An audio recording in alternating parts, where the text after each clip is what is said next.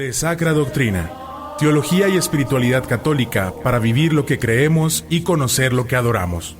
Comenzamos. Salvete carissimi fratres a De Sacra Doctrina Itinerarium. Bienvenidos, amadísimos hermanos, a su programa De Sacra Doctrina, sobre la Sagrada Teología. Mihi nomen Julius Maximus est. Mi nombre es Julio Fernández. Placet mihi hic esse. Es para mí un gran placer estar con ustedes hoy en esta mañana de domingo, día en que Cristo venció la muerte y nos hizo partícipes de su vida inmortal, de su vida gloriosa. Quiero mandar en primer lugar un gran saludo a nuestro querido obispo, don José Guadalupe Torres Campos, por su confianza para permitirnos comunicarnos a través de la radiofrecuencia 1560 AM, Radio Guadalupana. Quiero agradecer también a nuestro querido director, el padre Juan Carlos López, director de Radio Guadalupana. Muy bien, queridos hermanos, estamos ya en el domingo 23 del tiempo ordinario, ciclo A. Ama y haz lo que quieras, decía San Agustín. Al respecto de este domingo dice el padre Siquio, comentando el libro de Ezequiel: falta de solidaridad. ¿Soy acaso el guardián de mi hermano?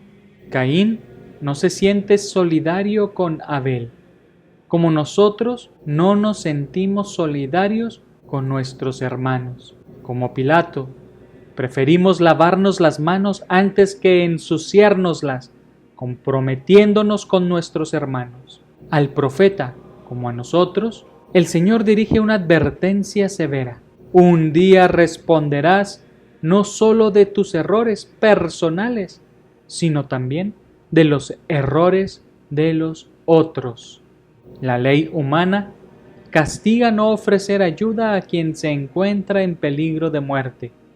La ley de Dios castiga la falta de asistencia a cualquiera que está en riesgo de perder la amistad de Dios a causa del pecado.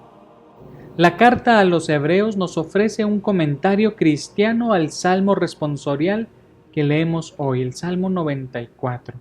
Todo el tiempo del Antiguo Testamento es una repetida llamada y expectación del hoy, en que por fin podrá entrar el pueblo en el descanso de Dios. Esperamos ese domingo sin ocaso, cuando entraremos por fin en tu descanso, reza un prefacio. Con Cristo llega este hoy.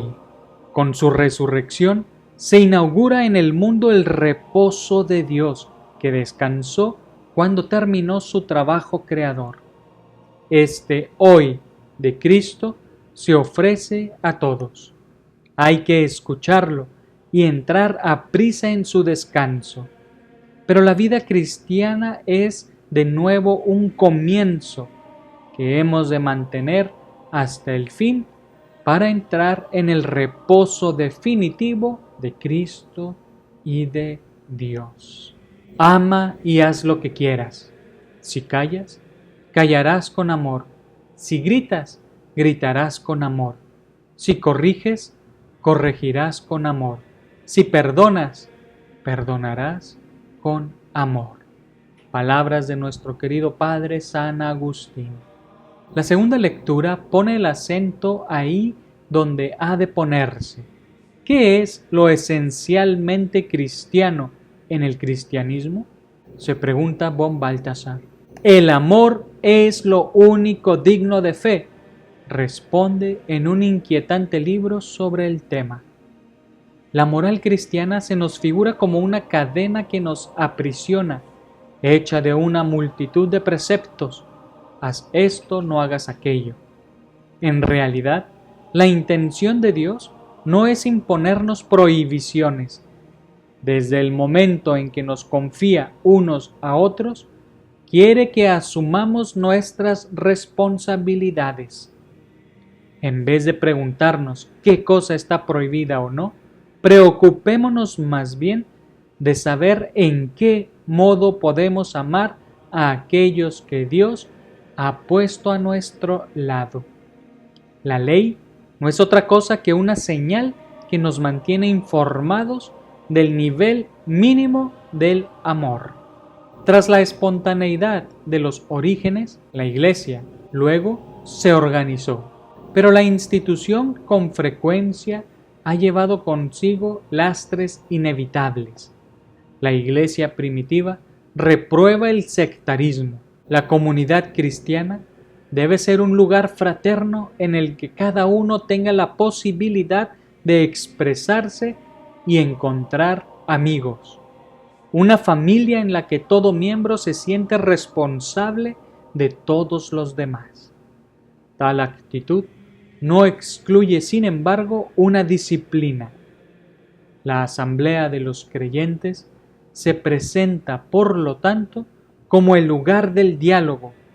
Antes de decidirse de la expulsión de uno, se le escucha, dándole la posibilidad de defenderse.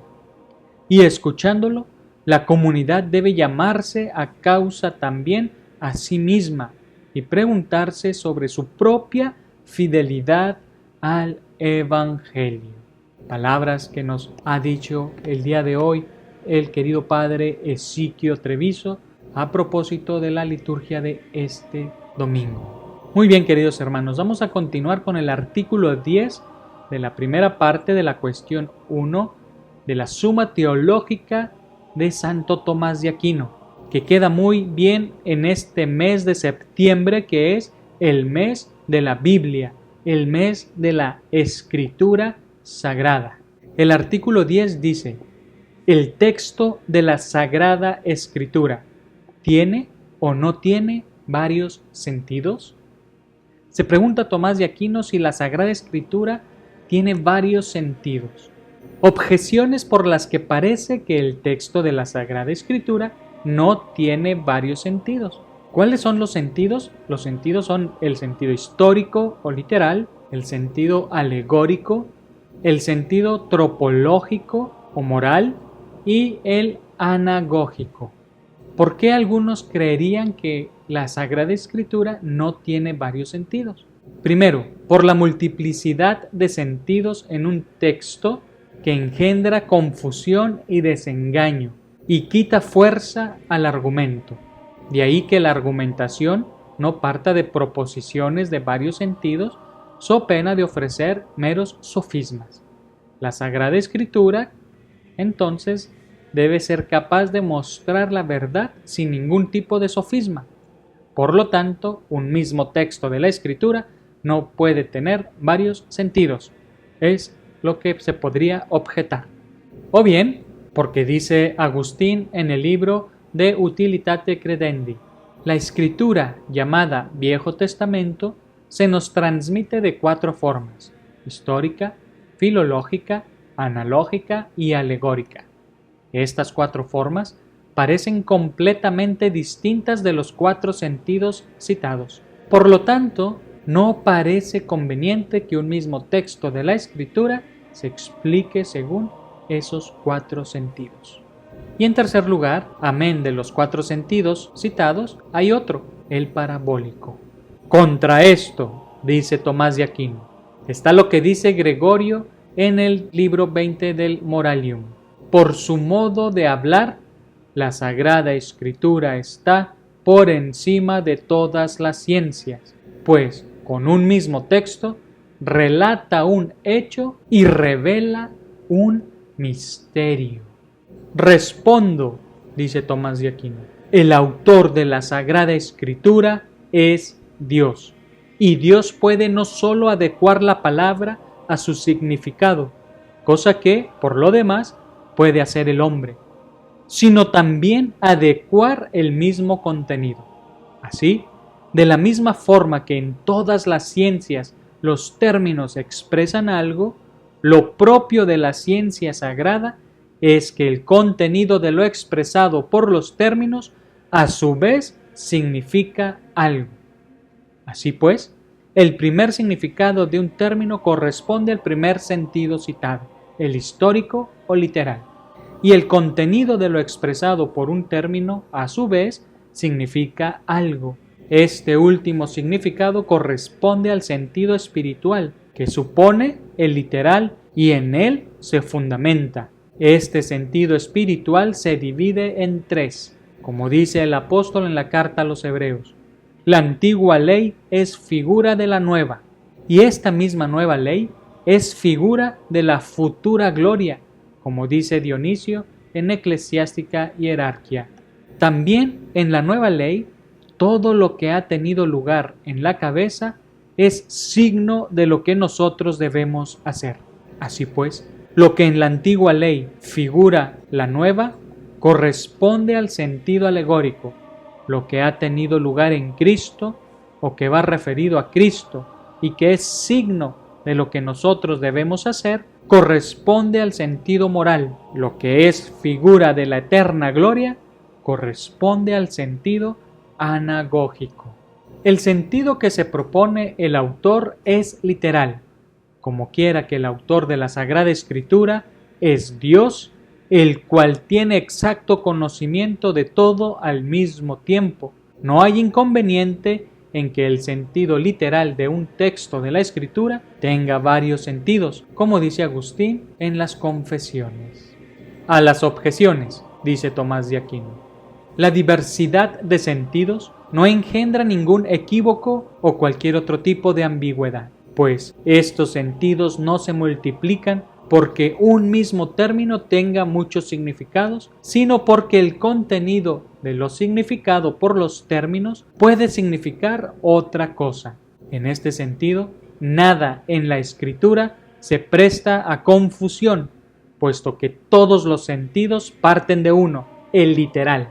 Solo del sentido literal puede partir el argumento, no del alegórico, tal como dice Agustín en su carta a Vicente el Donatista. Sin embargo, no por eso se echa a perder algo de la Sagrada Escritura, puesto que si en el sentido espiritual hay algún contenido necesario de fe, la Sagrada Escritura en algún otro lugar lo transmite explícitamente en sentido literal.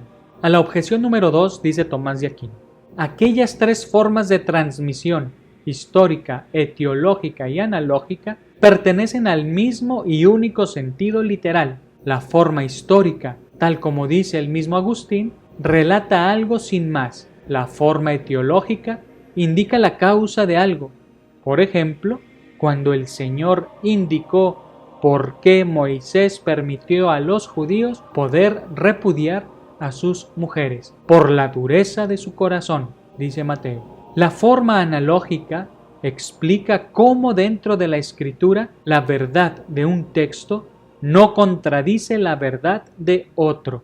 La forma alegórica de las cuatro señaladas es la única que cae dentro de los tres sentidos espirituales. También Hugo de San Víctor incluye el sentido anagógico en el alegórico y así en el libro tercero de sus sentencias mantiene solo tres sentidos: el histórico, el alegórico y el tropológico. A la objeción número 3. El sentido parabólico está contenido en el literal, pues los términos significan algo propio y algo figurado. El sentido literal no se detiene en la figura misma, sino en lo figurado. Por ejemplo, cuando la Escritura habla del brazo de Dios, el sentido literal no está diciendo que Dios tenga el brazo en cuanto elemento corporal, sino en cuanto fuerza para obrar, que es lo que el brazo significa. Queda claro que lo falso no puede fundamentarse en el sentido literal de la Sagrada Escritura. Hermosas palabras de Santo Tomás de Aquino sobre el sentido de la Sagrada Escritura. La Escritura tiene varios sentidos, no tiene uno solo, pero todos los sentidos parten del sentido histórico o literal, de lo que el texto realmente dice. Solo a partir de ahí se puede hablar también del sentido alegórico, el tropológico o moral y el anagógico. Muy bien, queridos hermanos. Esto ha sido todo por hoy. Espero que les haya gustado y que este mes de la Biblia profundicen ustedes también en la lectura de la Biblia. Van a darse cuenta de que lo primero que tenemos que observar es el sentido literal, lo que el texto realmente dice. Y solo a partir de ahí podremos obtener un sentido espiritual y también un sentido escatológico que nos sirva para el fin de nuestra vida y el fin de los tiempos. Recuerden que nuestras redes sociales están disponibles para que nos hagan llegar sus mensajes. Laudetur Jesus Christus, alabado sea Jesucristo. Hasta la próxima.